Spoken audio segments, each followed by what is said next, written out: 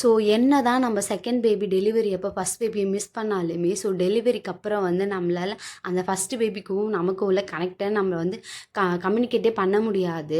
So எதுக்காக இப்படி சொல்கிறேன்னு சொல்லிட்டு பார்த்தீங்கன்னா, ஸோ பாப்பா பிறந்ததுக்கப்புறம் ஒரு 90% வந்து பாப்பா கூடயே தான் நம்ம இருக்கிற மாதிரி இருக்கும்.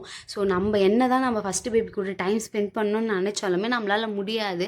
பட் அது வந்து சின்ன குழந்தைக்கு தெரியாது. ஓகே தான், நம்ம என்ன தான் கன்சீவாக இருக்கும்போது நம்ம பாப்பா, நம்ம தங்கச்சி பாப்பா, நம்ம தம்பி பாப்பான்னு சொன்னாலுமே ஸோ பிறந்ததுக்கப்புறம் நம்ம அம்மாண்ட வந்து இன்னொருத்தவங்க வந்துட்டாங்க, நம்ம அம்மாவுக்கு வந்து அவங்க தான் முக்கியம்னு சொல்லிட்டு அந்த மைண்ட் தாட் வந்து எல்லா பசங்களுக்குமே வரதான் செய்யுது.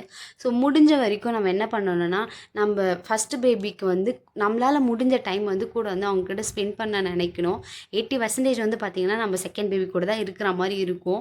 ஸோ இதை வந்து நான் அனுபவிச்சதுனால வந்து நான் உங்களுக்கு சொல்கிறேன். ஸோ நிறைய பேர் இதை எக்ஸ்பீரியன்ஸ் பண்ணியிருப்பீங்க. பட் இருந்தாலும் என்னோட இதுலேருந்து நான் ஃபீல் பண்ணதை வந்து சொல்கிறேன்.